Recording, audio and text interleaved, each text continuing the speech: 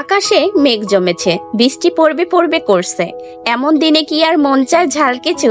উফ না, আজ মন চাইছে একেবারে মিষ্টি স্নিগ্ধ কিছু। আর তাই বানিয়ে ফেললাম আমতোষা পিঠা। এই পিঠাকে অনেকে পোয়া পিঠা বা চান্দোসা পিঠাও বলে থাকে।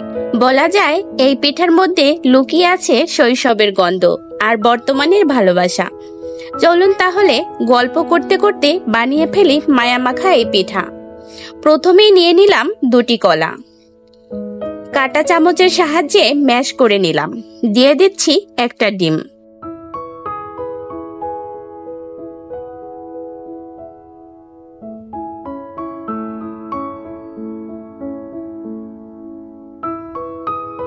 ডিম ও কলার মিশ্রণটা তৈরি করে এর ভিতর দিয়ে দিচ্ছি আমের পিউরি।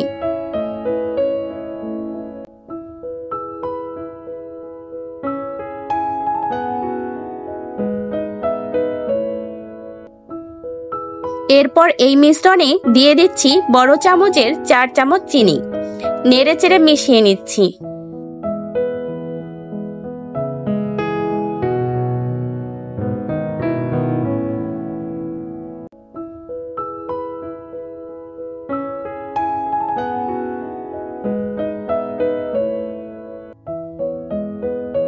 এবার মাঝারি চামচের 4 চামচ চালের গুঁড়া ও 4 চামচ ময়দা দিয়ে দিচ্ছি।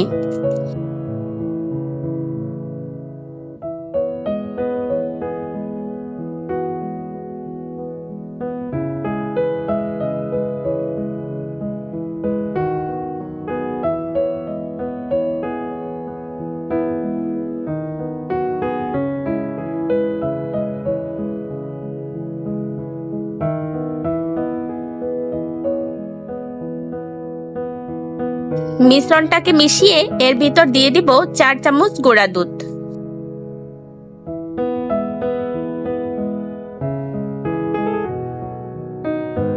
এবার মিশ্রণটাকে সামান্য লবণ দিয়ে মিশিয়ে নেব। যারা মিষ্টিতে লবণ পছন্দ করেন না তারা এটা স্কিপ করতে পারেন।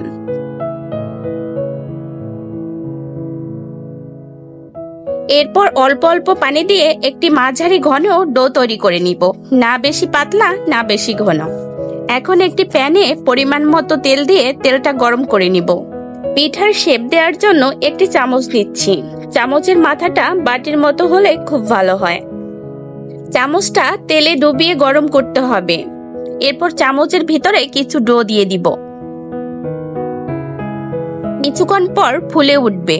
আপনারা দেখতেই পাচ্ছেন আমি কিভাবে ভেজে নিচ্ছি। আসলে পিঠাগুলো ভাজলে মন ভালো হয়ে যায়। এগুলো তেলে এত সুন্দর ফোলে যে শুধু মন চায় ভাজতে। আমি আপনাদের একটা ছিঁড়ে দেখিয়ে দিচ্ছি। দেখুন ভিতরটা কত তুলতুলে ও বাহিরটা কতটা ক্রিস্পি। জীবনের সব আনন্দই বড় বড় নয়, কখনো কখনো একটা ছোট্ট পিঠা, 1 কাপ চা আর প্রিয়জনের হাসি হয়ে ওঠে সবচেয়ে বড় সুখ। এই পিঠা শুধু একটা রেসিপি নয়, এটা একটা অনুভব, একটা গল্প, একটা ভালোবাসার হাতছানি। আপনাদের সবার রান্নাঘরে এই মিষ্টি গল্পটা একবার হলেও ফুটে উঠুক, এই আমার চাওয়া। ভালো লাগলে লাইক দিন, আর এমন গল্পে ভরপুর রেসিপির জন্য স্বাদে ভরপুর চ্যানেলটাকে সাবস্ক্রাইব করতে ভুলবেন না। রান্না হোক গল্পে ভরা, আর গল্প হোক স্বাদে ভরপুর। সবাইকে ধন্যবাদ।